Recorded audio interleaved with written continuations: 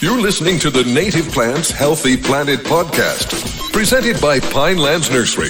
Here are your hosts, Fran Kismar and Tom Kinezic.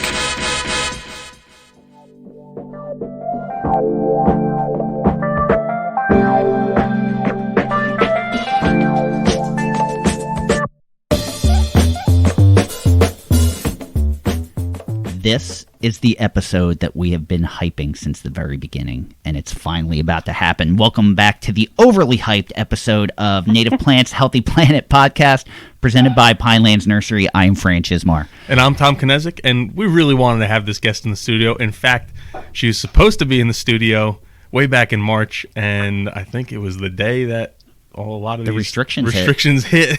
We were talking before, and we kind of postponed and canceled some stuff, but the day the restrictions hit is the day we were supposed to record. Yeah, it all hit at once. It all hit at once, which was really, really difficult. So speaking of not wanting to wait much longer, Tom, you're close to becoming a father. Yeah. So we're just shy of 38 weeks. Woo! So yeah. There's a lot of anticipation. It's we both kind of feel that we wish it was here already, but at the same time, we both kind of feel that we wish that it was a little bit further away. Like we're packing hospital bags every night, or well, not every night, but packing the hospital bags so we have something to.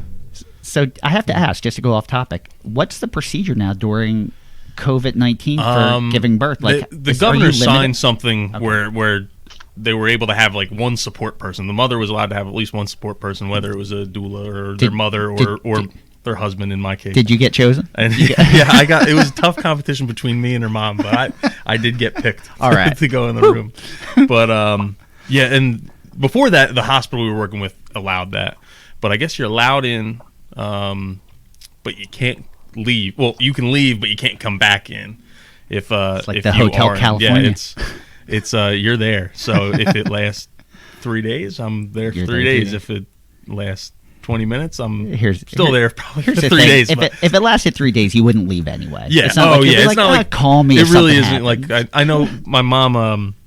Actually, my grandma tells a great story about how my grandfather, when I forget which aunt or uncle was being born, but they were in the hospital, and I guess they were in early labor, and the doctor actually told my grandpa, "Oh, go to work. We'll call you when it's time."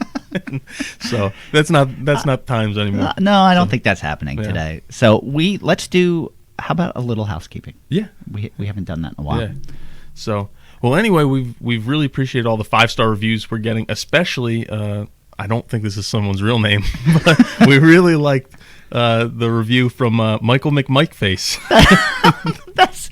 I like the name more than I like the review. The review was a great review. Thank you again. But I think you just wanted to say that on air. Yeah. Oh yeah, definitely. But yeah, we really. We say it a lot. We've been blown away by all the listeners that we're getting. We're up to 44 states, 21 countries.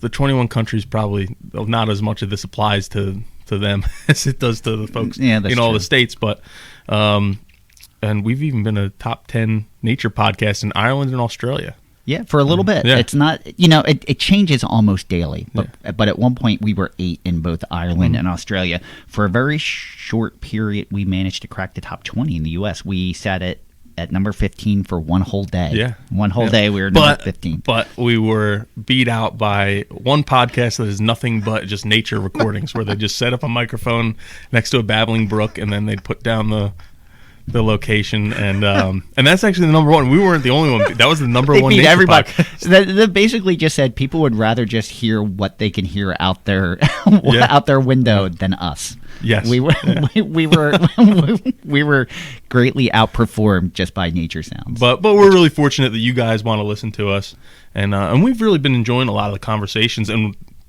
they don't just in the office they don't just end when we hang up the phone or turn off the mics. Fran and I then talk about them for a long time, and we've started our Facebook group, Native Plants Healthy Planet, to kind of continue that conversation online. And I've really enjoyed the conversations that have been going on there. I have been too. It was a little quiet at first, but it's picked up, and one of the things that I appreciated was shortly after we started it, I saw someone else on another native plant group on Facebook give a complete kiss off I've seen a lot response. of those. And it was, I'm sure it was deleted shortly thereafter, but it was one of the most hysterical kiss off. Yeah. But it's hard to see frustration from people that want to be involved with native plants. It shouldn't be exclusive. It should be completely inclusive, and I think we've done a good job at doing that. Yeah. If you haven't joined at home, go online, join that group, and like we're inviting a lot of the guests that we have on, and some of them join that group, and we want listeners to interact and say we talked about something and we described the wrong thing. Well, we want you to kind of fill us in, and we've had some good banter where other people are filling us in on other things they've read and heard. And, exactly, yeah. And that's what we really wanted out of this. And I don't know if Kelly's a member of the group. I believe Kelly is a member of the group. Kelly, can you respond to that? Are you a member of the group? I believe I am. Okay. All right, awesome. All right, so Yes. if you have questions after this episode, you can ask Kelly yourself right in the group, which would be awesome. So and hopefully there won't be any nasty kiss off response. Yeah. No, everyone's been really, really, really good. So, Fran, did you watch the Eagle Cam yet? no, here's the funny thing. All right, so I procrastinated so long that I finally grabbed my laptop. It was dark out, and I'm like, I'm going to watch the Eagle Cam at night.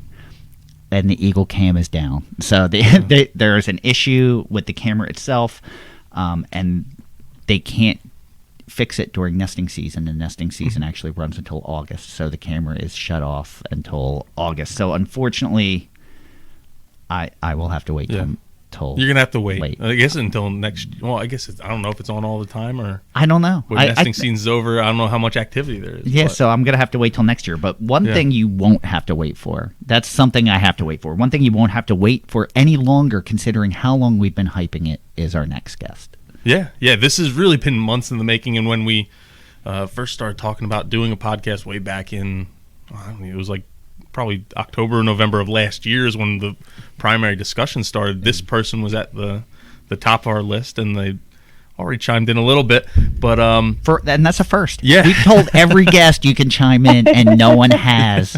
even though we prompted you. We But- prompted you, but no, she clapped and was laughing. So thank you. Yeah. Thank you for Well, breaking that ice. I don't want to break up the friendly banter either. That's a nice way to kind of ease into, the podcast. Well, you can be a part of the friendly banter. Yeah. You're always welcome. So, but anyway, people have been hearing about there's pollinators declining, and specifically with monarchs, we hear about monarchs declining all the time, and our native bees, and people hear about honeybees and all that, and a lot of that boils down to lack of habitat.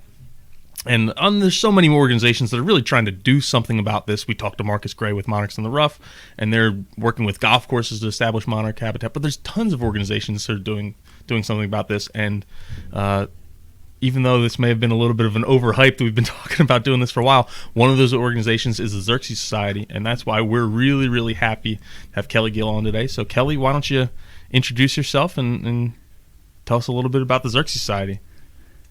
First of all, thank you for having me. I'm so excited. It was, you're right, maybe late fall over the winter when you introduced the idea to me about holding these podcasts, and I thought it was excellent. And our original date right before we got shut down was actually 68 days ago. Wow, was it that? First of all, I can't believe we've been doing a podcast that long now, but I can't believe it was that long ago that we were going to sit down and do that. That's crazy. Yes. So it's time is very interesting these days. Without a doubt. When your schedule gets interrupted and turned topsy-turvy, and so I'm so happy to be here today. I'll just introduce a little bit about my position. I work for the Xerces Society for Invertebrate Conservation. I am a senior pollinator conservation specialist. I cover the Northeast and Mid-Atlantic region. And along with being employed by Xerces, I also have a what we call a cooperative agreement with the USDA Natural Resources Conservation Service. And in that role, I act as a partner biologist providing technical support and on-the-ground work for habitat restoration for pollinators, but also other wildlife. All of these things are so interconnected that, my main focus is on invertebrates, pollinators, beneficial insects, and other invertebrate animals. But, in the big picture, if we look at this, the work we're doing is really helping wildlife and the environment at large. How large of an area do you cover, Kelly? So I have under my direct deliverables, it varies 6 to 7 states. So Wow. Maryland, New Jersey, Pennsylvania, Connecticut, New York, Rhode Island, and sometimes Delaware. Wow. I feel really fortunate that we have you in our backyard. I mean, for our listeners that don't know, we're 3 miles away? Yeah, it's 3-4 miles away. You're right. Yes. So my duty station, what they call our main office, where I tend to go on a day-to-day basis, not right now, I'm working from home, is in Columbus, New Jersey, right across the street from you guys. Yeah. And that's great because I can't imagine a better resource like Pinelands Nursery being so close. We appreciate that. We feel the same way about you. Like we feel very fortunate to have such a wonderful resource right in our backyard. I think so, and not just Xerces, but all of the conservation work we're doing through NRCS programs, and then I also supervise 2 employees in New England, in Maine, and New Hampshire. So I'm frequently dabbling in things up in the New England area as more of a support role and coordinator. I don't know how you do it all. I don't either. I appreciate all the time we get from you now, knowing how much responsibility you have. Some days are better than others as far as workload goes, but the nature of the job and the people I work with are just top of the line. And so at the end of the day, it's really satisfying. Awesome. I have to be honest with you. Before I started my work at Pinelands Nursery, which was in 2007, I'd never heard of the Xerces Society at all. It was, until I met you, I didn't know what it was or what it meant even. So would you be able to tell us a little bit of the history of how the Xerces Society came to be? I can. And so we kind of compare ourselves, and you're not alone in not knowing us or the organization, but we kind of compare ourselves to like the Audubon Society for insects. Okay. And for a long time, we were a very, very small organization. In fact, when I started in 2013, we might have had actually a quarter or half of the staff we have now. Oh, wow. So we're growing, we're growing our reach, we're extending our services. And so I think people are learning more about us, the last few years. But we've been doing this work. So we're, a conservation organization that focuses on invertebrates. We work internationally. We're a nonprofit. And our mission is to protect the natural world through conservation of invertebrates and their habitats. So not only are we focused on invertebrates, but the base invertebrates and plants and conservation make for that whole food web. And believe it or not, we've been doing this work for over 50 years, or nearly 50 years, I should say. The Xerces Society started off as a small butterfly club. Really? So we had people that were interested in butterflies. That grew a little bit to be an organization with a very small staff. And, when you hear our executive director, Scott Black, give a presentation on Xerces, he mentions, in the beginning, it was a handful of staff not knowing if they were going to get paid, doing this because they really, really believed in it. And that has not changed. Well, that's the best kind of story I like to hear, because it was based on passion, not necessarily money. which is 100%. And we are a member-supported organization. I know Pinelands is a member, and we get a lot of funding that way. So, the general public, through their support, really funds a lot of work we do. And we spend a lot of time. We have a whole team of people that do something very important, and that's grant writing. And that gets us, these federal fundings, these other types of foundation funding that allow us to really do our work. And, while in my mind anyway, I think of like on the ground stuff is fun and glamorous. I'm like, oh, there's people up there writing grants. Yeah, that's not the fun stuff. That's really not the fun stuff, but it's some of the most important things that can be done. But it's not the glamorous part of the job. It is not, and like those people are just so key in our organization, and we'll probably get to more questions about that later. But I can't speak highly enough of Xerces as an organization and as an employer. It's really an outstanding programs, outstanding coworkers. We have a couple key program areas. We're probably most known for pollinator conservation. Okay. And like I said, we got our start with butterflies, but we do a lot of work with endangered species. We do a lot of work with aquatic invertebrates like freshwater mussels, dragonflies, damselflies, all of those really important invertebrates. Some are insects, some are arthropods that are really key with water quality indication, and so on. And so our programs are just growing by leaps and bounds. And I encourage anyone listening to go to xerces.org just to check it out. Oh, definitely. We're going to make sure at the end of this that we plug everything and steer people to where they can go to look and get involved. Speaking of getting involved, how did you get involved with Xerces Society? I mean, was this I'm curious with how passionate you are about what you do. Was this a lifelong quest? Did you always know you wanted to do something like this? Like, was this your goal when you entered college? I'm curious. I took the long and windy road.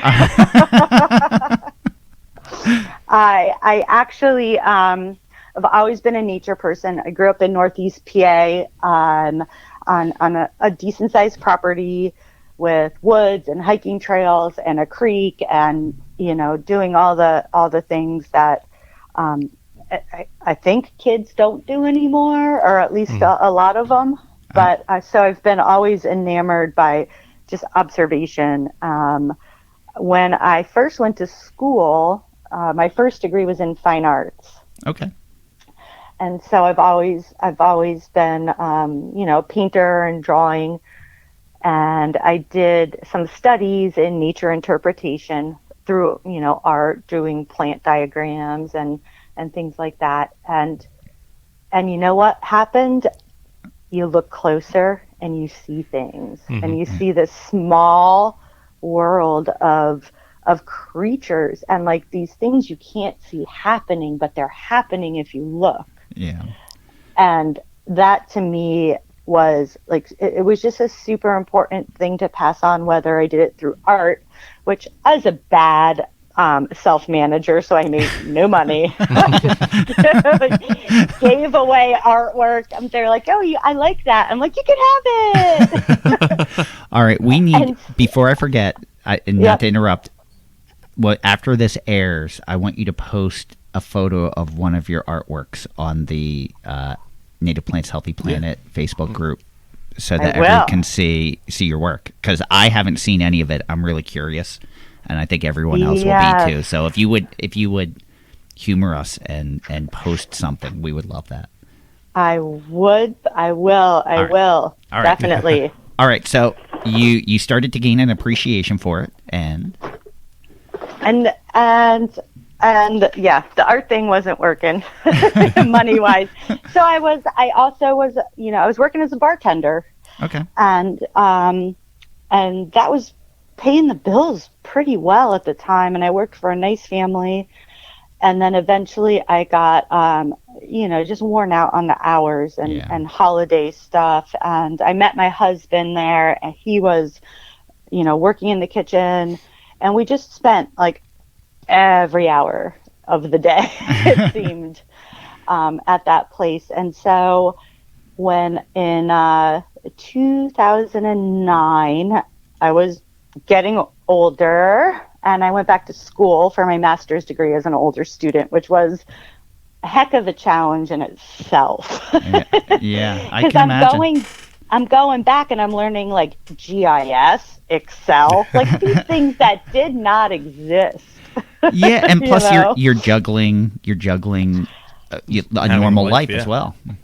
Yeah. Yep. We moved from Pennsylvania. I took my husband with me. I mean, it was a trip, and it was the best decision I ever made, because I finally completed, I had a lot of science courses from doing scientific drawing, but then I really delved deep into the practical application of all this, and I loved it, and it was the best thing I've done. So I went to Iowa State too. Mm-hmm. All right. So we picked up from Pennsylvania, moved to Iowa. Wow. Which was amazing and interesting in itself. Mm-hmm. And then the way I came, so this is the full circle here, the way I came about Xerces is, everybody wanted us to move back east. We wanted to move back east. I thought, Iowa is like the epicenter of agriculture. If I'm going to get a job in entomology, it's going to be here, like controlling a pest. Yeah. Which wasn't my, it's not what I studied. Okay. I studied restoration work and prairie restoration. And so I saw this job announcement that was stationed in New Jersey from Xerces Society.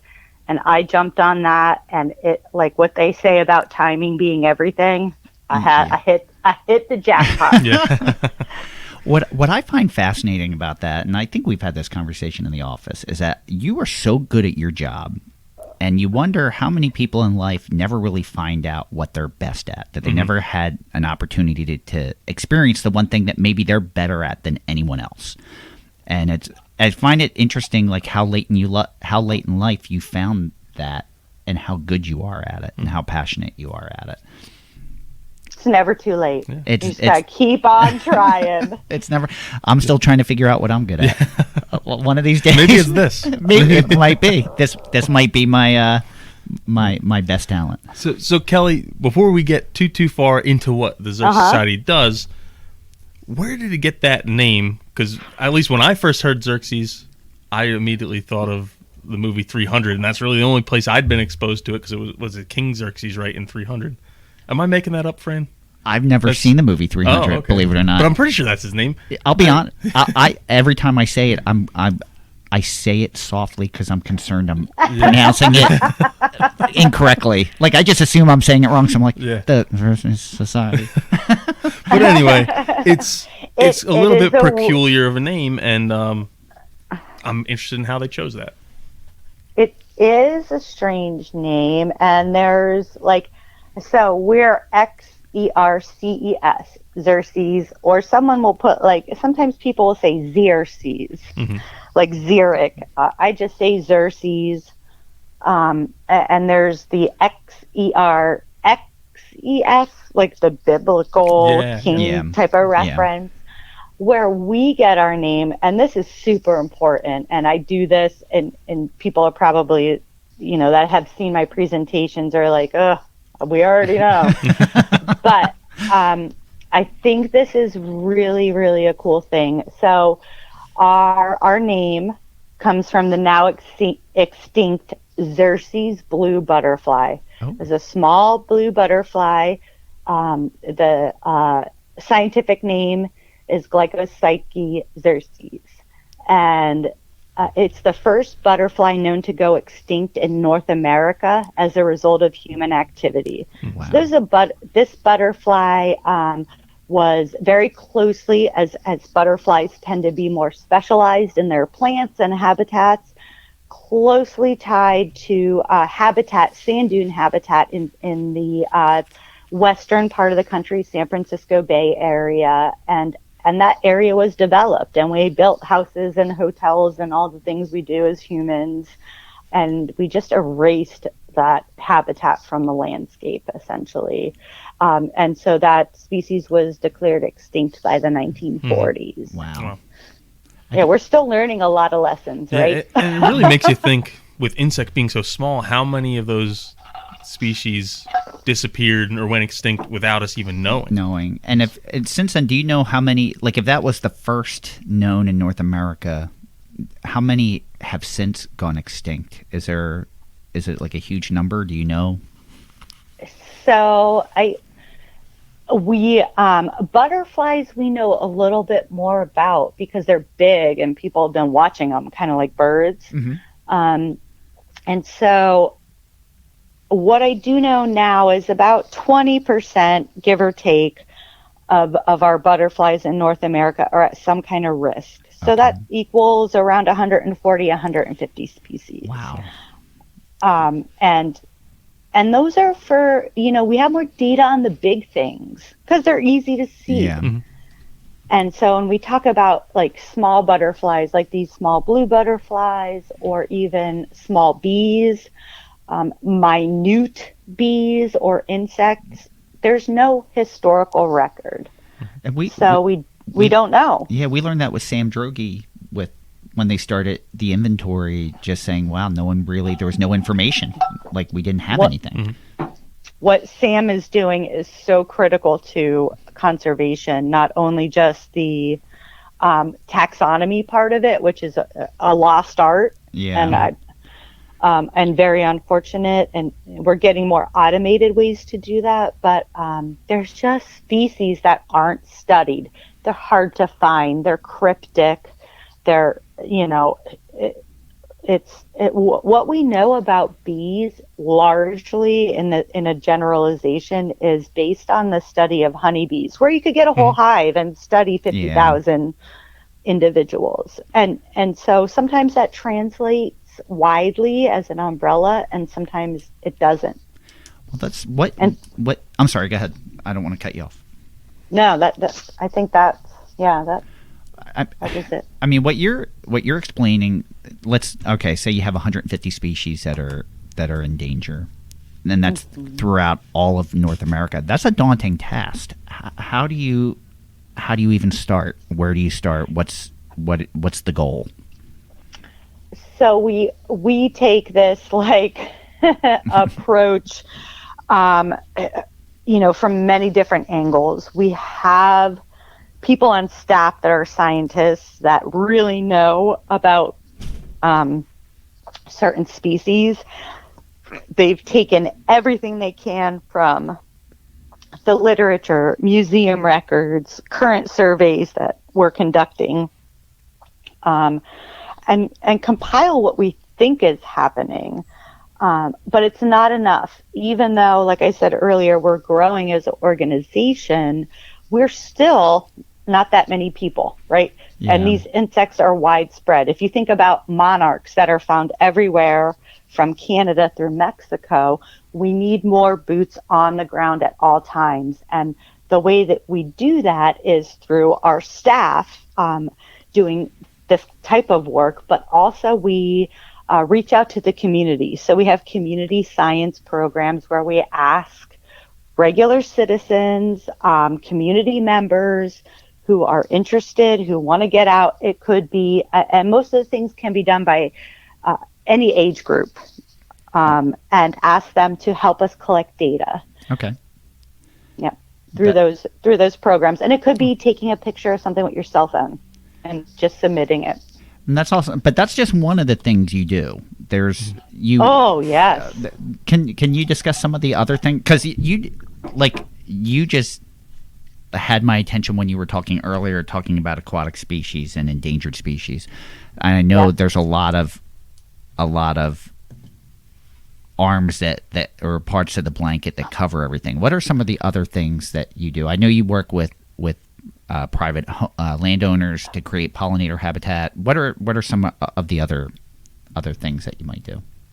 So along with, I'll first emphasize that on our staff, my coworkers are like infinitely, just humongously intelligent, and they work really hard to gather this information and write reports on species, on their status. Okay. So things come from that angle.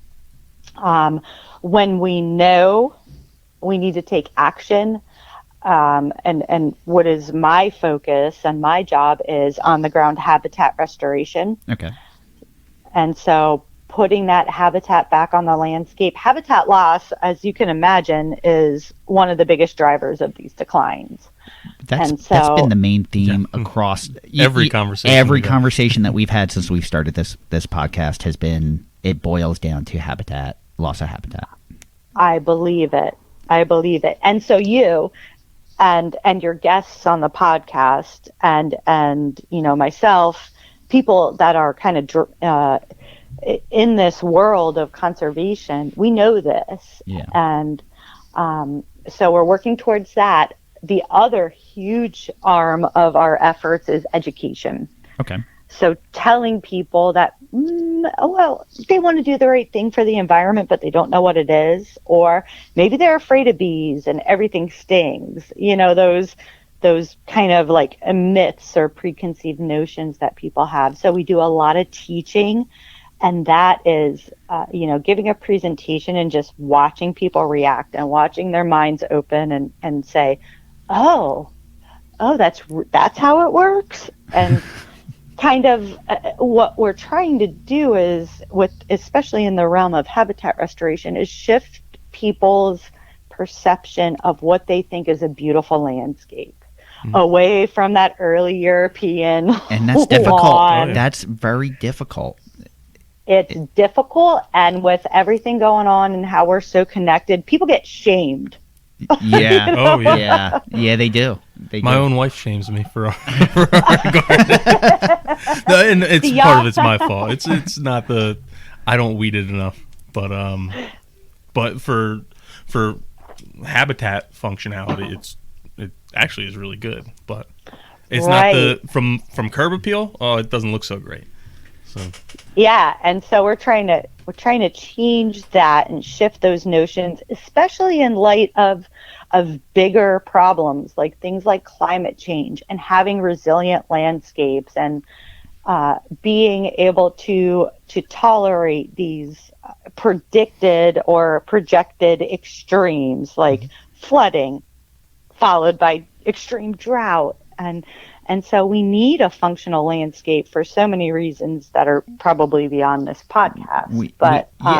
There's besides just habitat, so many of the natural landscapes are there for protection, floodplains and dunes and things like that. But it was nice for Tom and I to see in the Facebook group some of our members talking about their commitment to removing lawn from their properties. I know one of our upcoming future guests, Carolyn, I hope I'm saying her last name right, Klaub, from the Sourland Conservancy, was saying her and her husband have committed to removing 50% of their lawn.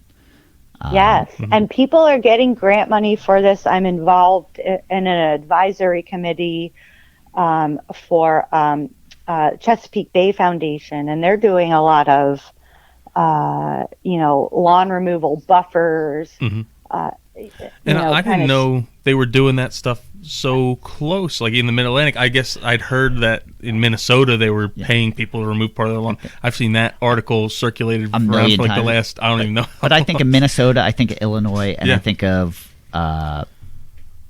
Oregon or Washington when I think of those. I don't think of the Mid-Atlantic.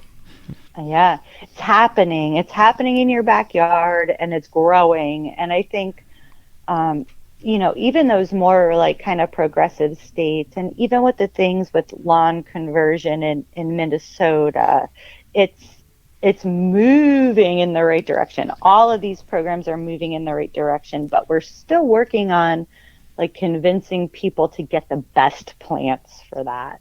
So like adding clover to your lawn, yes, is a benefit, but adding like some native plants, that just extends that benefit and enhances the food availability, the nesting structure, all that for pollinators. So while we appreciate and don't want to denounce any of these efforts, we're still trying to get people on board with native plants. Well, I think so much of what people do in their gardens is based on aesthetics and just learned responses. I think you're doing it just because it's what you know to do. Mm-hmm. It's because that's what your parents did. That's what you see. Mm-hmm. That's what you do. And there's really no...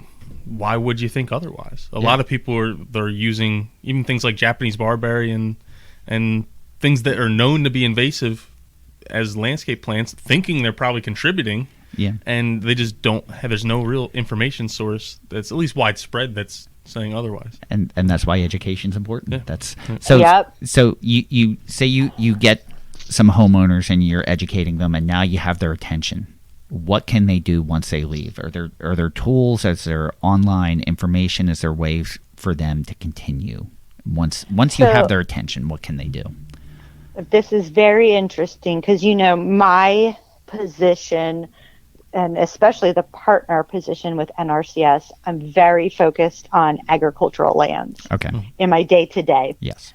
And so we know at this point, the farm, the nature sanctuary, the native plant garden, the horticultural gardens, the demo gardens aren't enough, right? Yeah. We don't have them. They're not big enough. And so they can't help all the species, right? Yeah. Not all the animals aren't like, hey, I'm going over there to live. And so our, Xerces in general, we're taking this landscape approach. Okay. And with that, we need to incite the help of as many people as we can. And so it's actually funny when I do a course or a training or even just a talk at a conference, we advertise this to farmers and we find all these just regular concerned citizens showing up.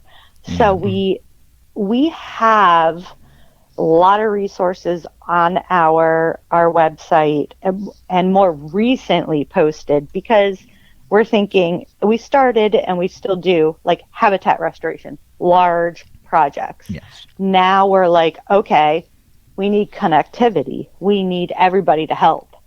And so we've taken our resources that were built for large areas, and a lot of the concepts are exactly the same, but scale it down to something manageable for a small landowner.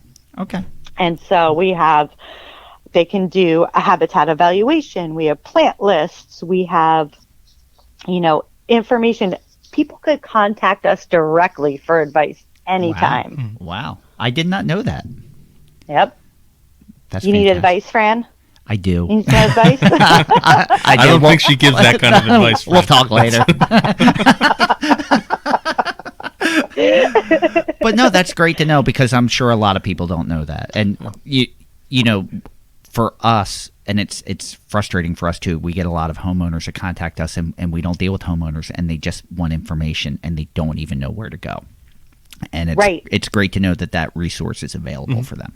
Yes, and we're building on that more. We're reaching out more to urban areas, urban green spaces, these communities that have been very underserved and just not part of the conservation conversation, but are probably the locations that need it the most. Yeah, no, you're right. It's not something that, I had said on an earlier podcast, I grew up in a very suburban area. I grew up in Levittown, PA, which is basically an extension of Philadelphia. It's such a large suburb. It's almost a city. And when I was born, it was already developed. It had been developed since the 40s and 50s.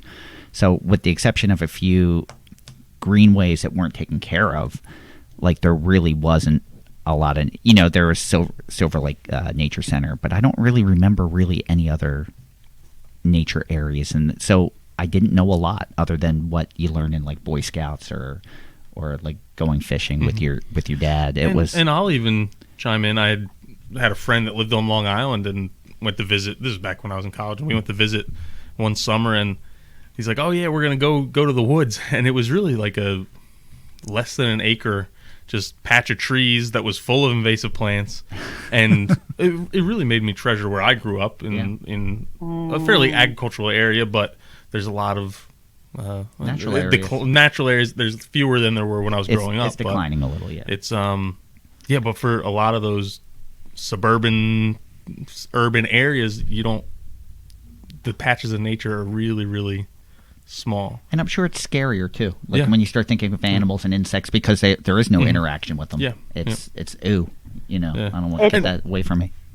It's totally unfamiliar, but I've done a lot of programs with inner city youth where I got a group of kids sitting around me. I don't interact with kids a lot, but I interact with them the same way as I do adults. I'm like, do you guys like bugs? And they're like, ah! And they're all screaming and crying, and like people are passing out, like these. And so I say, all right, okay, yeah, maybe there's a few bad players out there. Those are the ones you're worried about, right? And I take a little vented collecting jars, and we'll go about, like, this one was in Trenton. They had a little kitchen garden at this site. And so I collected all these bumblebees within pollinators, bumblebees, insects, whatever I could find in these captive jars. Okay. No risk. Yes. And before I knew it, I had like 18 kids hanging on me wanting a jar so they could go collect their own. That's awesome. As soon as you erase that, notion that insects are bad or they're pests or they're going to bite me or sting me, it's amazing. And I think, I hope what we're learning now with being in quarantine and having less human activity outside and seeing not insects, but just like these animals coming out of the woodwork, like wild animals walking through Los Angeles and things like that, there isn't a space for people and animals that is separate. It's not mutually exclusive. And one of the things, this is a little off topic, but one of the things that's been upsetting to me is I don't remember if it was a scientist or who said exactly, was saying that we need to even distance ourselves further from animals because with the COVID-19 being tied to, first it was bats and the wet markets, and they're saying, we shouldn't distance animals are the problem. We need to sever that tie. Pave everything. No, that's not the answer at all. You're going the wrong way. No, it's funny. I think a lot of people have definitely are more with all of this more in tune with nature right now, and we've talked. I think so. We've talked about on the podcast, especially my fiance and I have started birding, and it's I just don't know if I just never noticed or I just wasn't. Like these birds are here and they really haven't been here, or I've just never paid attention the whole time. And you're looking. Exactly. I think a lot of people are, which is there's always a silver lining for all of us. I think that's true, and I hope that people are finding this a way to go outside. I hope so. So we did talk about creating habitat. What are some of the other... Now, you talked about protecting endangered species and aquatic species. Right. What are some of the other things that Xerces does to protect invertebrates and insects besides habitat creation? So, I'm going to answer this question, but I'm not going to answer it in a besides habitat restoration. Okay. I think a lot, the first part anyway, I think a lot what we do is, we create meadows or hedgerows of flowering shrubs or use forestry practices, garden practices, native plantings in general to promote habitat for these insects, in particular the habitat they evolved with. Okay. And when people think about pollinators, they think about flowers, right? Yes. Food. Yeah.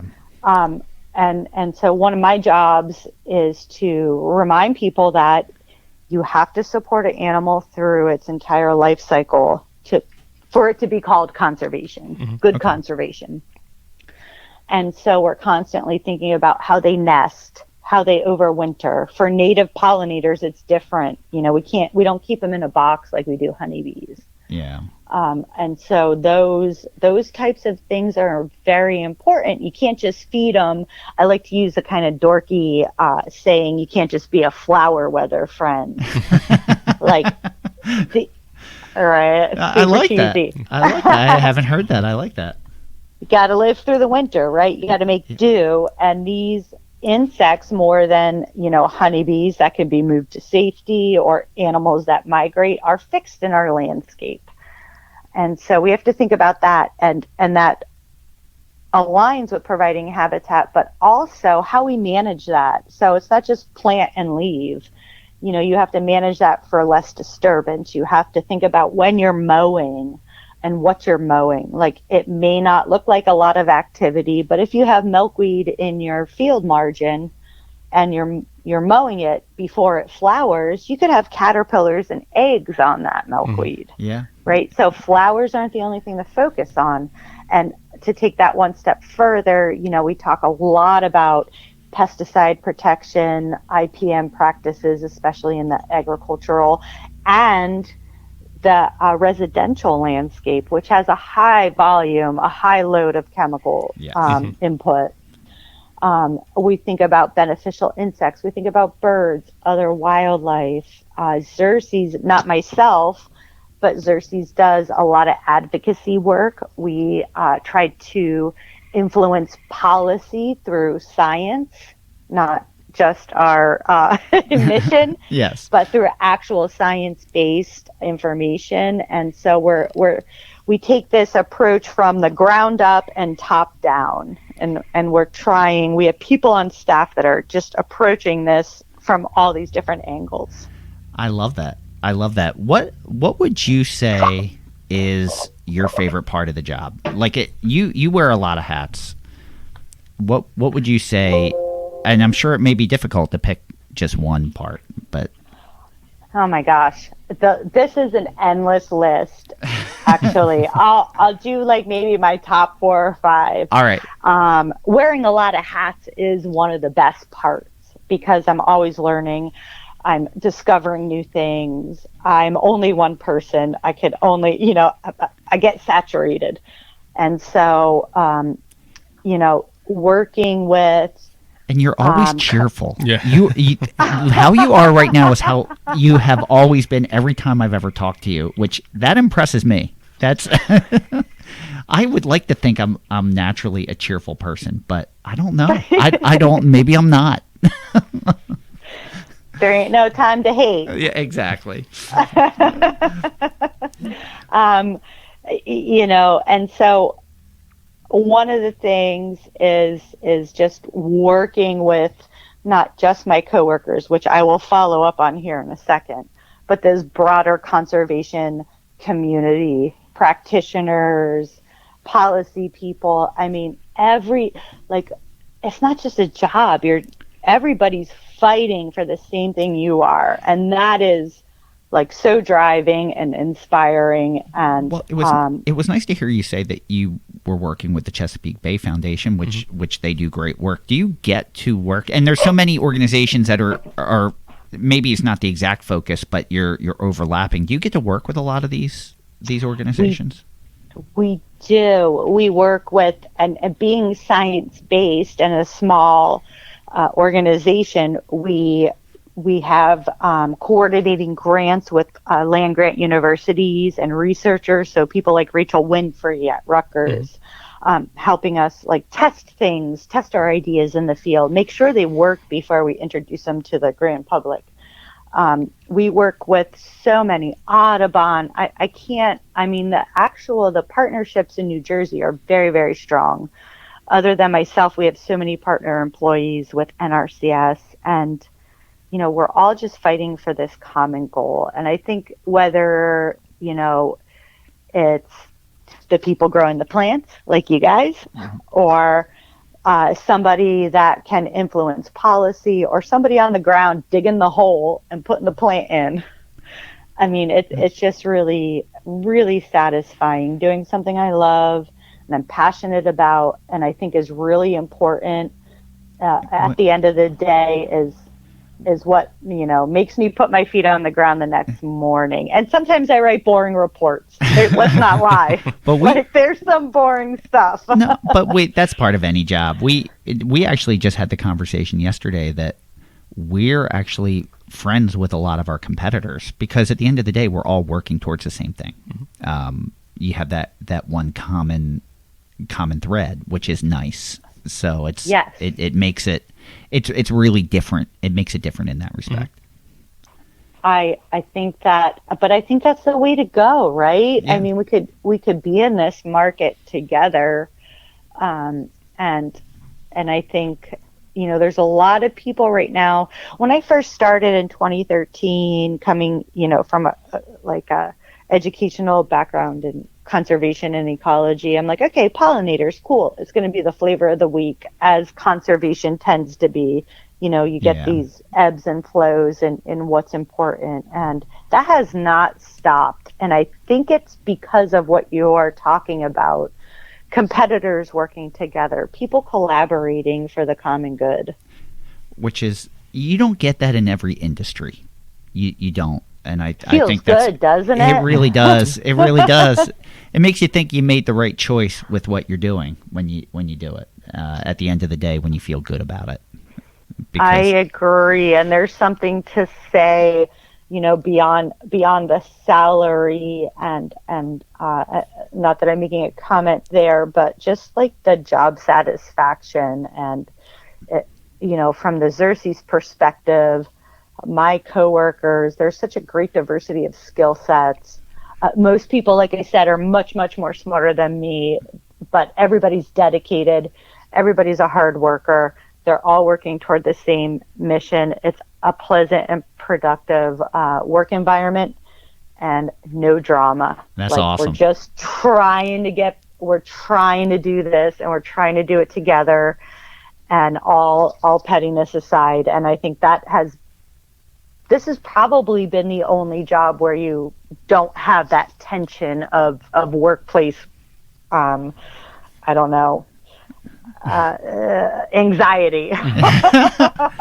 And that's important. That's important just for your own productivity on a daily basis. If you're happy and feeling good about it, you're going to come in and work extra hard as well. Yes. Right, because everybody else is. Exactly.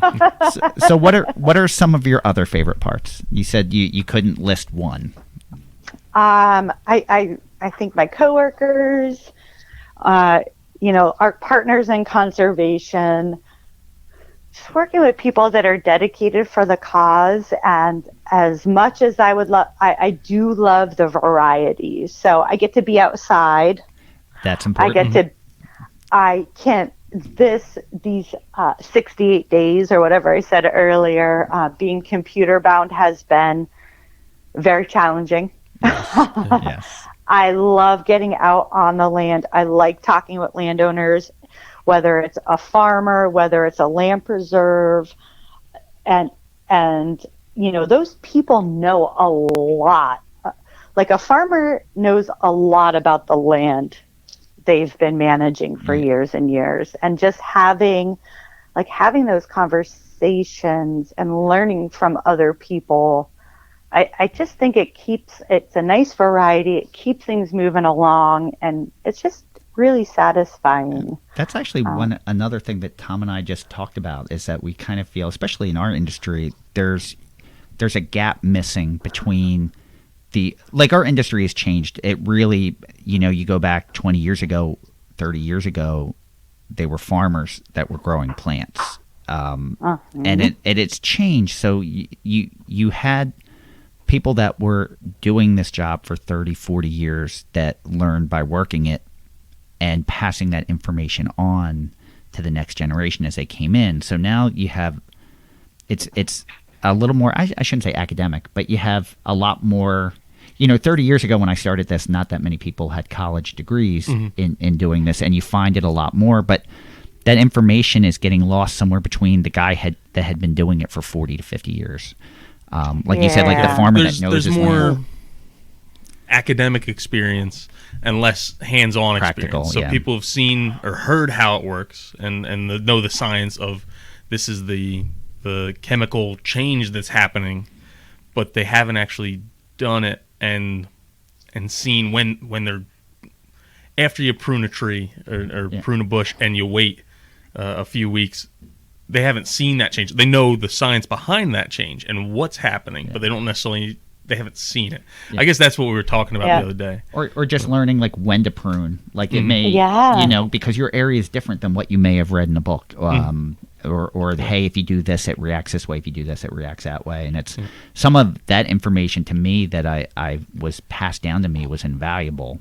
I hope I try to pass it down. I try not to hoard the knowledge. I try to be very forthcoming with what I know. And at the end of the day, you need a balance of both. And like we were saying with the farmers, it's they know the land and they've been working it, and now you're seeing even in that field as well. There's more people that are learning the science behind stuff, and I guess that's something that we talk about a little bit in our secret episode.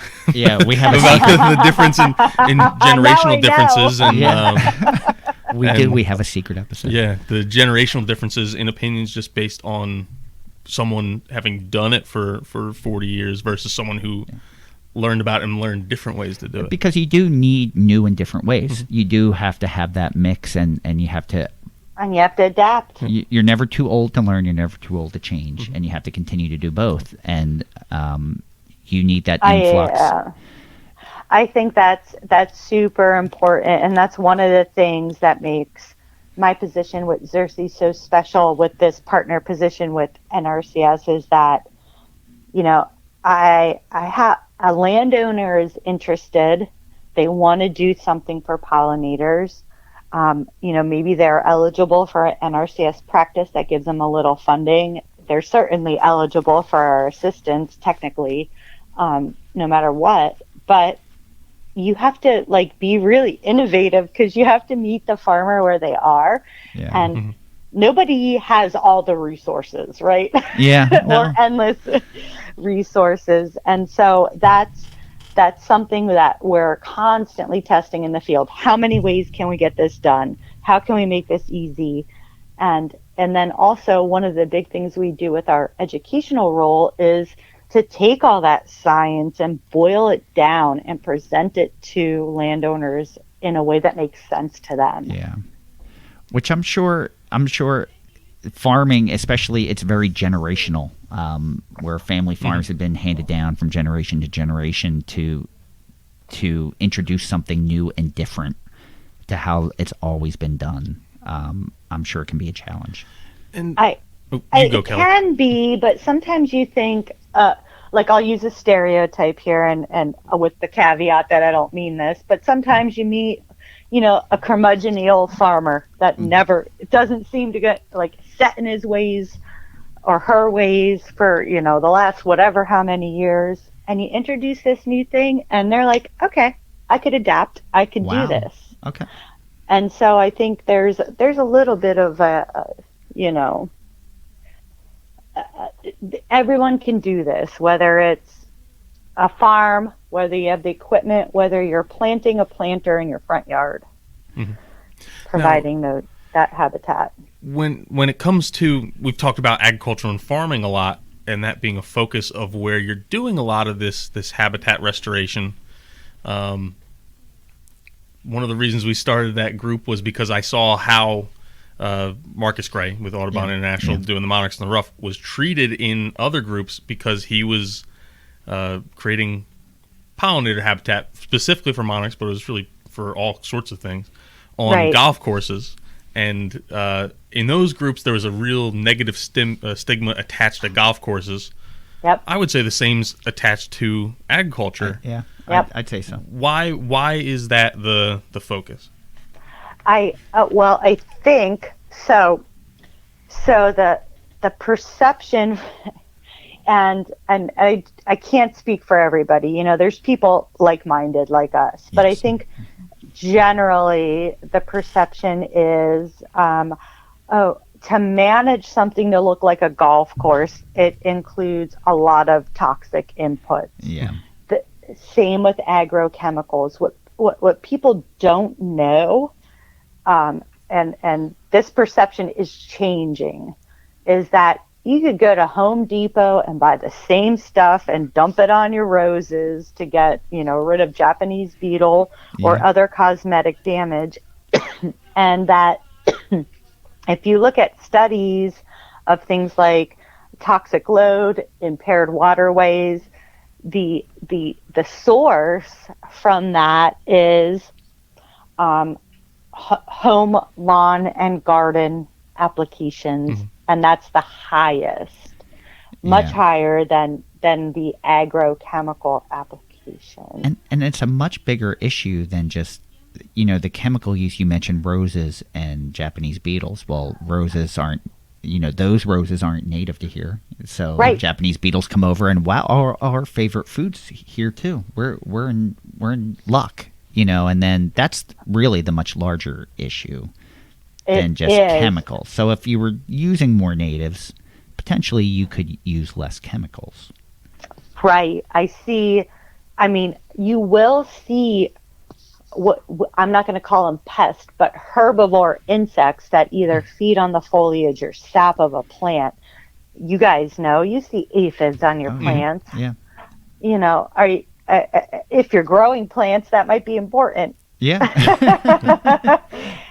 If you're growing plants for profit as your business, but if there's like a milkweed in your garden with some oleander aphids on it, do we need to take it to the nth degree and apply chemicals? And so this again goes back to that kind of traditional gardening where you're like tending to a plant or a specimen, as people like to call it back in the day, like a specimen plant that looks super beautiful. We all want, our yards to look nice, of course, but to what extent? And I think that, and like misconceptions about mosquito spraying and tick spraying, it's a little bit of a scare tactic, but to some good measure, because we don't want people getting sick. So there's this line on like, when do we intervene? And one Japanese beetle on a rose plant might be fine, but 700 might not be. Yeah. So there's also that. And this is a slippery conversation. Maybe I'll regret bringing this up. But we are a nursery, and it's a business, and it's, of course, and it's difficult. We are a business that does not use neonics.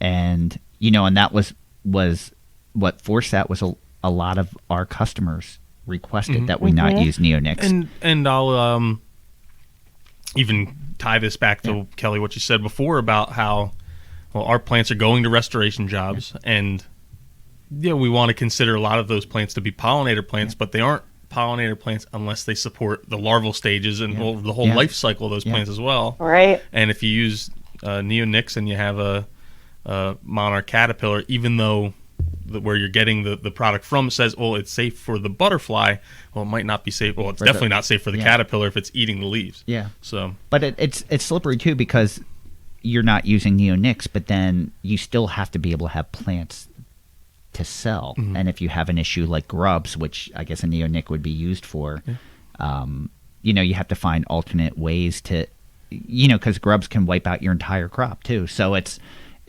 finding ways that you can still, operate without those things, but still maintain a business and be able to supply plant material. It's not as easy as it sounds.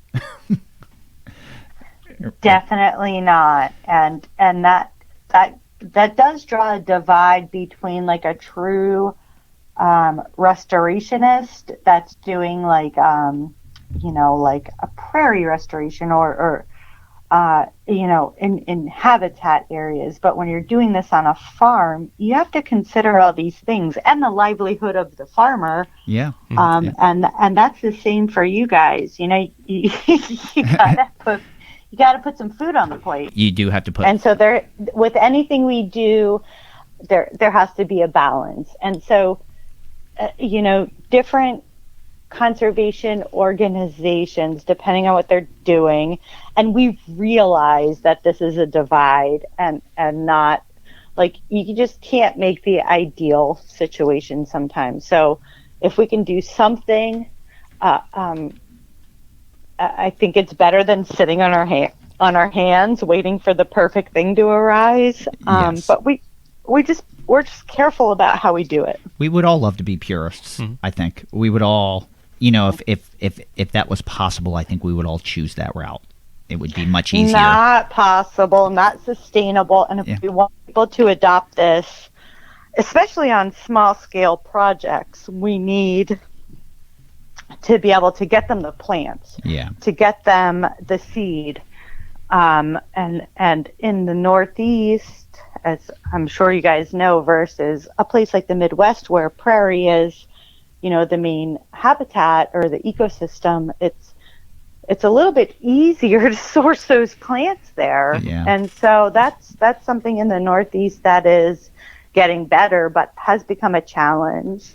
Definitely. So I do have one question that you mentioned all these partnerships that you've been able to work with and your coworkers. If you had to pick an idol in the industry, who would your idol be? Like if you could have 15 minutes with anyone in the industry to talk with, who would it be? Do they have to be alive? No, they can be deceased.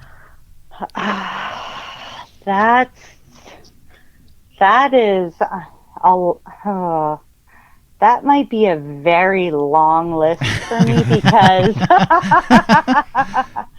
I am definitely, beyond insects and invertebrates, I'm very into native plants. I'm very into animal conservation, wildlife conservation, across the board. I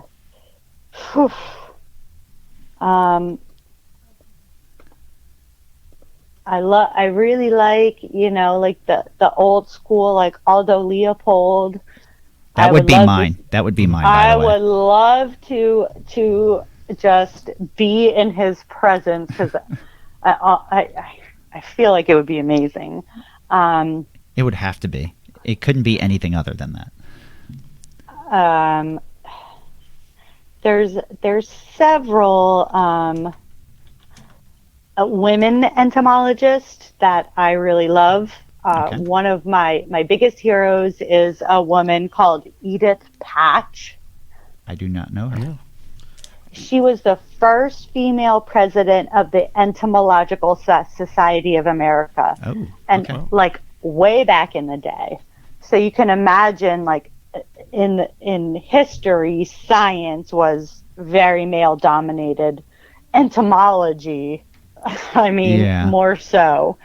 And so she really infiltrated that, not only just with her ideas, but like just becoming the president of a male-based society in like the 1950s was pretty amazing. Phenomenal. And she made some really cool predictions.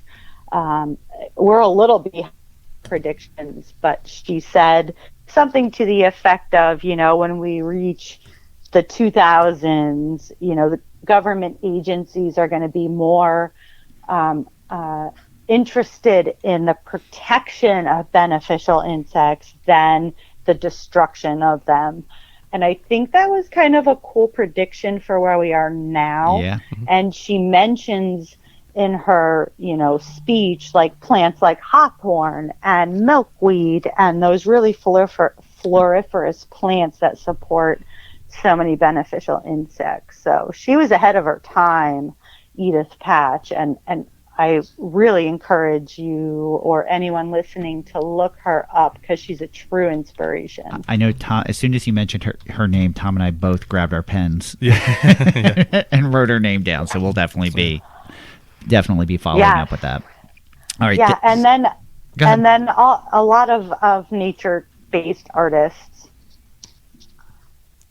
Like who? Give me one.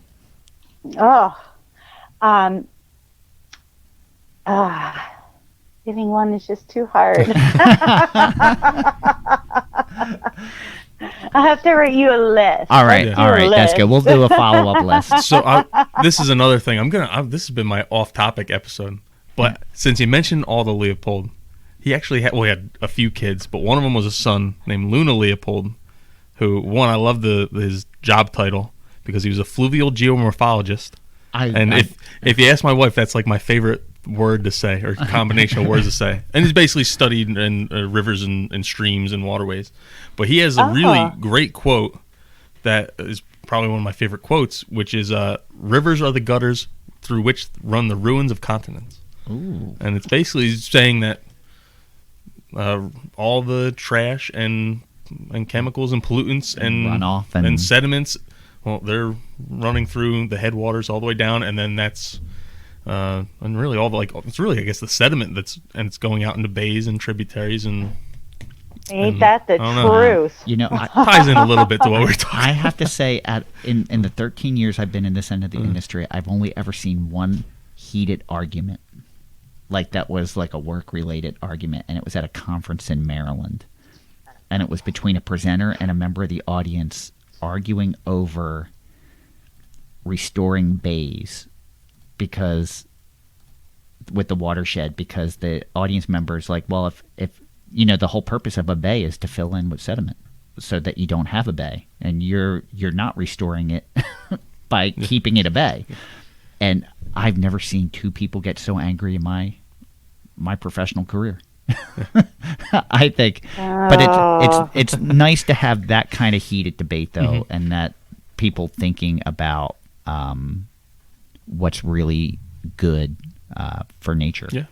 What's long lasting and what's meaningful. You don't start at the bay, you start upstream. Yeah. Yes. Yeah. Exactly. So this. I'm sorry. Go ahead. And I think that clean water is good for all of us, so no one should be arguing that. I agree. So the next question we have is actually one of Tom's questions. Do you want to ask it? Yeah. This was kind of preempted by going to some of your presentations, and I don't know if it's the same picture you show every time, but you always show this big picture of this fuzzy bee and say how you want to hug it so much. And it made me think. I was going to say, what was your favorite insect? But I actually changed the question to be, if you could be one insect, which one would it be? Oh, well, so if I could be an insect, I would like to broaden that a little bit to arthropods. Okay. Yeah. All right. Sure. So insects and their relatives. I'd totally be a wolf spider. I would totally be like, I look scary, but I'm not, and have a lot of food to eat and be very, they're such voracious predators. I think I would like that. Of course, as an alternative, I wouldn't mind being a pretty butterfly. The insect I usually talk about with hugging are bumblebees. And that's like a really good, I guess what we would call like the gateway drug into native pollinators. Like to get people stop thinking about honeybees and go into bumblebees. In fact, if you ask a kid to draw a bee, they'll draw a fuzzy black and yellow bumblebee. Yeah. And so somewhere along we lose that, and I always called it the bumblebees because they're so big and fuzzy and easy to see and fun and pretty gentle. I call them the teddy bears of the insect world, which I heard from someone else somewhere along the way in my career, but I was like, I have to have that as my tagline. So we've heard of all the great things that you do and the Xerces Society does. How are some ways that the public can help? How can they get involved, and how can they help? There's so many ways, and often people feel like they can't do anything, but other than planting native plants in their yard, whether it could be a 10 by 10 space. It could be a big planter. You could even, if you like other ornamental plants that are not invasive, throw them in, whatever. The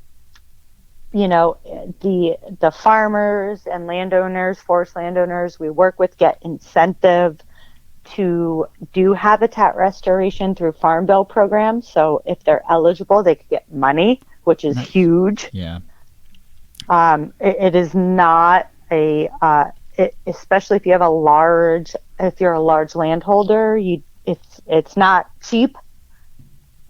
And so the other things communities can do is form a little coalition, a little club in your community. We have programs for urban or residential areas. One is called Bee City USA. Mm-hmm. It's very much modeled off of Tree City USA. So you get all your like-minded friends together, you agree to do some things, you fill out an application, you get certified through Xerces to be a bee city.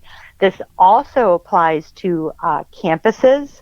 Okay. So you could become a bee campus. If you picture some of these sprawling campuses, there's a lot of grass. Yes. Yes. You always see you think of that big common area with people sitting on a lawn under a tree and doing work. It's a lot of lawn. Which I would not want to sit in a meadow and study, right? You wouldn't be getting it. No, I don't think anyone would be studying either. So I think having the tree with the lawn space is great, but also having these edge areas kind of just bring it in a little bit, bring it in for a hug. Yes. And so those are ways people could get an infinite amount of resources on our website. I mean, our publication library is so big. So there's a map in our Pollinator Conservation Resource Center where you could click on your state and get region specific things. So a lot of things we find online are like, here's some plants that are good for pollinators, and you're like, oh, are they good for my yard? And so you could sparse that down that way. Mm-hmm. The other thing is coming to our programs, becoming a Xerces member. You get a lot of updates, a lot of cool publications, our Wings magazine, and I think that really bodes well with people that maybe don't have a lot of land or maybe aren't mobile to do the work, and so they can feel good about giving us money to do the work, essentially. Yeah. What's the website that they can go to do that? Is it xerces.org. Awesome. And we're going to share all this on our website also. We always share all the social media links and website links. But I'm assuming there's a Twitter page and a Facebook page that people can follow also. There is a Facebook page. There's an Instagram. I don't do Twitter. If you want to get a hold of me directly, if you're in the Eastern from Maryland up, you can email me at Kelly, Kelly, at xerces.org. So Kelly at xerces.org. And I can point you in the right direction, give you resources. Awesome. If you're from another part of the country, you can email me too. I'll get you to that person that can help you. Now, I'm just thinking about it now, but this week was it World Bee Day? World Bee Day. What did you do for World Bee Day? So I unfortunately I've been we at Xerces, since I'm directly on the opposite side of the coast from most of my coworkers, we do a lot of video chatting and meetings. Okay. This week it's getting a little bit difficult with being at home. Yeah. So we did a lot of online, as much as we could, online planning for future habitat projects. So Awesome.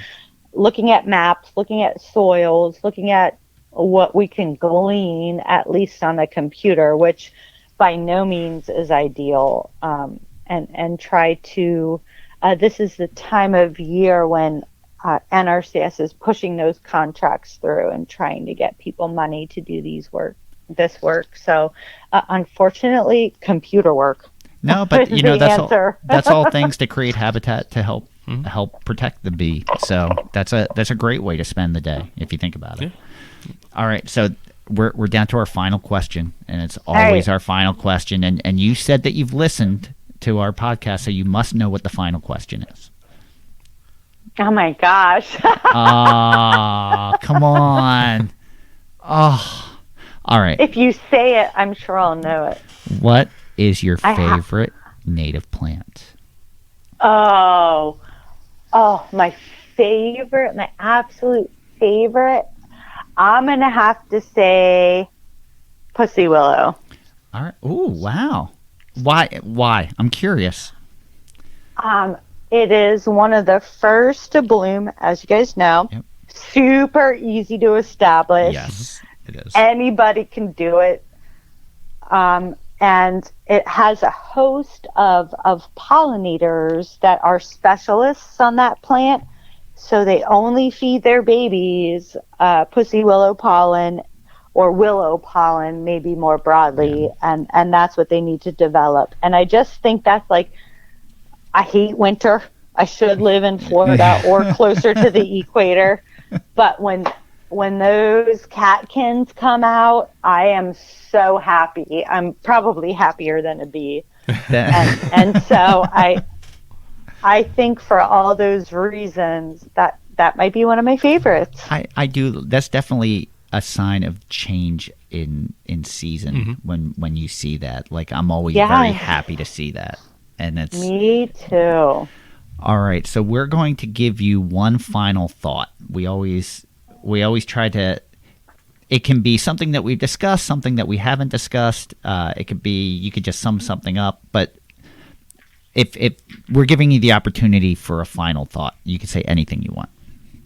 I think one of the final thoughts I have, and it's really important in the grand scheme of conservation, is that we're very much trying and doing a lot of research and have scientists on staff to study what we're doing now, the plants we're planting, and how we're doing it, and how that's going to survive through these climate change projections.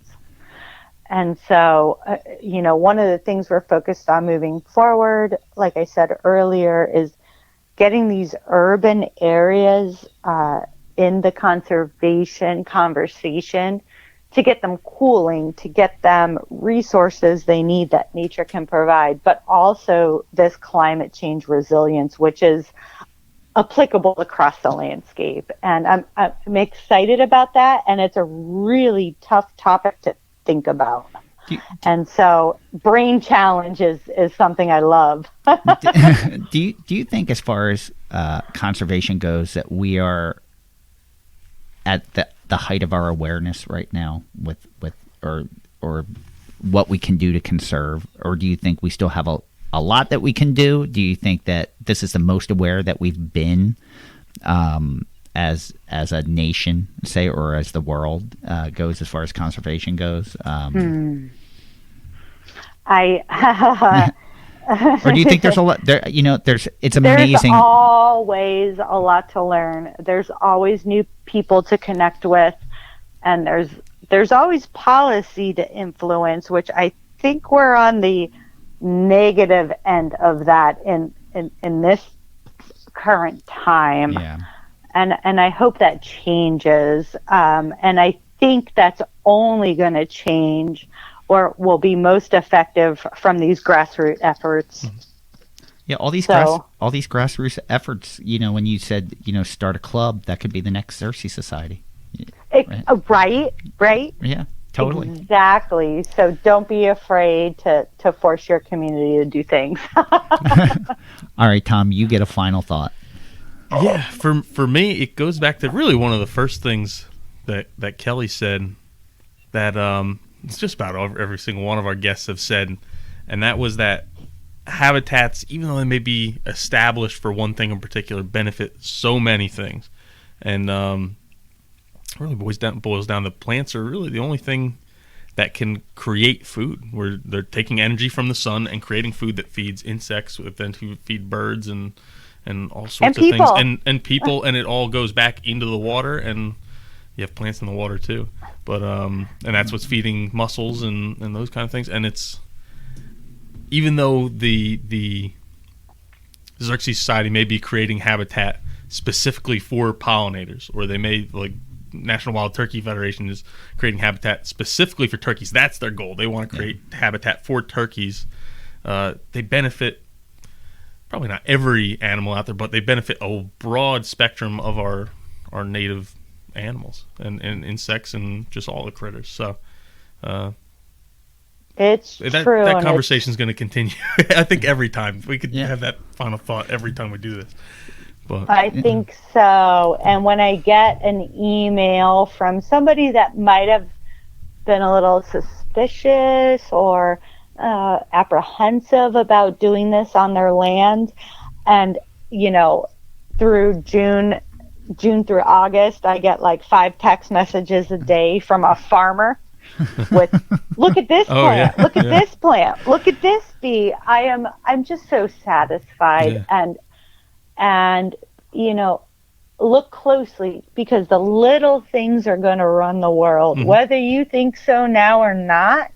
Like, those things are so important, and they're very overlooked. When we think about wildlife conservation, we think about polar bears and things like that, but not like, a tiger beetle. And it's almost frustrating when you have stuff that's going the other way. And one conversation I had in particular was, I had someone ask me about plants, and I don't remember what they asked me for. A recommendation on a plant that would be good for honeybees, and I don't remember what I recommended, but I included how it wasn't just good for honeybees, but it was good for butterflies and native bees and all sorts of stuff. And she's like, I don't want it. I only want it if it's good for honeybees. I don't want any of this other stuff stealing from the honeybees. And it's just really the wrong way to think about it. We got to benefit everything here, not we can gear it to one thing, but it has a greater good. And it makes me think of our last guest, Benjamin Vogt, with just, you can't look at it about it's us and them. We're all part of it. It's not what they can do for us. It should be what we can do for them as well. And just I agree. Yes. He's a great advocate and just a knowledgeable person. I didn't listen to that podcast, but I saw it and saved it. You will like that one. You will like that one if you haven't listened. And I think one of the like what do you do? Put up a sign by the plant that says honeybees only? I'll even tie it into one more thing, where it was a power plant that we were working with. They had a large area around the plant where they had to mow, and they wanted to convert it into a meadow, and we consulted on it a little bit. And I don't even remember what came of it, but we said, you could create like this pollinator mix, and they said, no, we can't call it a pollinator mix. We can't create a pollinator meadow, because when people think pollinators, they think about bees, and when people think bees, they think about being allergic to bees, and has a negative connotation. But we can have that same exact seed mix and call it a monarch mix, and then it's going to go over great. And they were actually almost playing off of that whole people just thinking about one thing and even not recognizing it was beneficial to everything. And most of the times people are thinking about wasps, not bees. Yeah. And we've had this too at school learning gardens, and guess what? We just call it a butterfly garden. Yep. Yeah. Yeah. It's, and I'm sure with some of that, with the power plant, there were focus groups. Yeah. How can we do this? Which that people was like will a big thing for it. them, is that we could not call it a pollinator meadow. It had to be a monarch or butterfly meadow. It couldn't be pollinator. That's amazing. Or just wildflower meadow. So, and Fran, what's your final thought? I get a final thought. So I think when we started the podcast, it was so we could connect the general public with all these great nonprofits and show them the work they do and how people can get involved. And I find it's interesting that Tom and I, we're getting more involved also. Tom joined NWTF. I've joined Audubon New Jersey. And how much I didn't know about the work that our friends and customers do. Like, you think and then we have this great conversation. I was like, I had no idea to the detail or the extent that all these things are happening. And I feel a little ignorant because this is my profession, and I feel like I should know these things. So it's been a real eye opener for me, episode after episode. And I know we keep saying this, how much we learn. We learn, that the overall theme seems to be habitat loss and all these things. Yep. But I think these conversations are great, not just for us to have, but for everyone to have, because it brings so much more out. And education, we keep mentioning education is a major factor, and just having these conversations is education. So I am in the same boat, so do not feel bad. I look up something, I'm like, wow, I really need to find information on this, and I find it's all out there. Like my partners are doing it.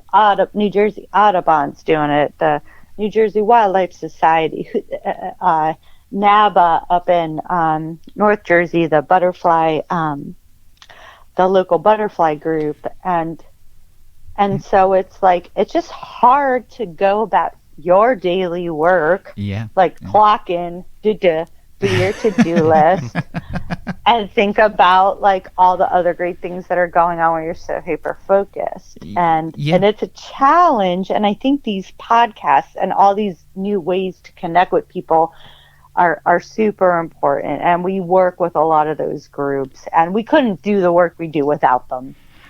This is not a one-man marching order, for sure. And I love that even during quarantine, we're able to still have these conversations and find a way to connect, even if we're not, even though we cross paths and we do work together, we don't always get to talk like this, for as much, it may be, I think the last time I really got to talk to you was the last customer appreciation dinner that we had, which was probably the last time we got to talk. But listen, I'll come to your office and talk, because I'm a talker and my husband's so quiet, he just nods. So if you want me to come and talk at you, I will. All right, that's fine. Although I'm an introvert, I'm a talker, and Tom can attest for that. Oh yeah,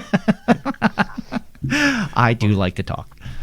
But I appreciate you guys. I just want to let everybody know that's listening. If you're looking for native plants, if you're looking for great customer service, Pinelands Nursery is seriously where I go, and it is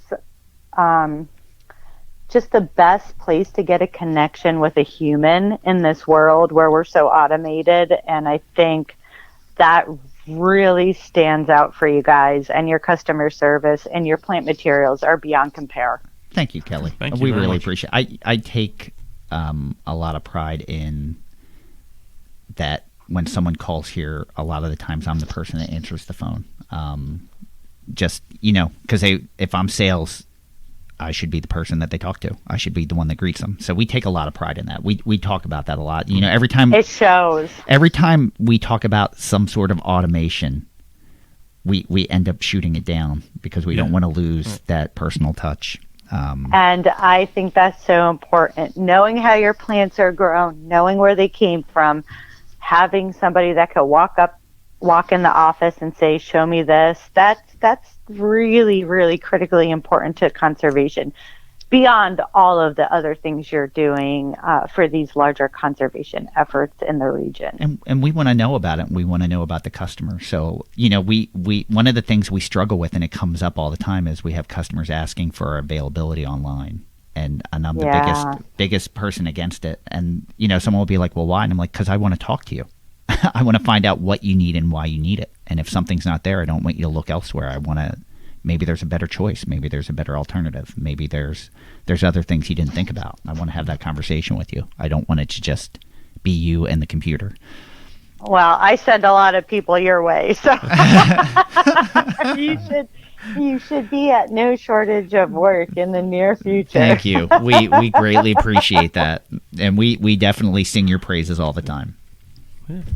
Well, with that about wraps it up. So we want to thank you guys for joining us again today. We hope. We really hope. I always screw this part up for you. We got to switch. We can switch. Next one, we'll switch. So we really hope you enjoyed listening to Kelly Gill and learning about the Xerces Society. Please follow them at Xerces.org on Yep. Twitter, which is at Xerces Society. Facebook is at Xerces Society. And Instagram is also at Xerces Society. Very consistent. Yes. With their I like that. handles. We're not as consistent. Thank you for... oh, this was a fun one. So thank you, everyone, for listening to Native Plants Healthy Planet presented by Pinelands Nursery. You can follow us on our non-consistent social media handles at Twitter at Pineland Nursery, Facebook at Pinelands Nursery NJ, Instagram at Pinelands Nursery, YouTube at Pinelands Nursery, and let's not forget the Native Plants Healthy Planet Facebook group. Let's keep the conversation going. Remember, Kelly is a member of the group, so if you have questions for her, make sure you continue the conversation there. So you can listen to the Native Plants Healthy Planet podcast directly at www.nativeplantshealthyplanet.com. This is where I always mess up, too. So you can always check us out on Podbean, iTunes, Spotify, Google Play, Stitcher, TuneIn, iHeartRadio, YouTube, or you can just ask Alexa to play the Native Plants Healthy Planet podcast. Thanks again, everyone, for tuning in. I'm Tom. And I am Fran. Kelly, thank you so much. We appreciate it. Thank you. And please relax this weekend. Yes. Take some time. Enjoy some nature. You too. And thanks again, everyone, for listening. We will see you next time. And until then, keep it native.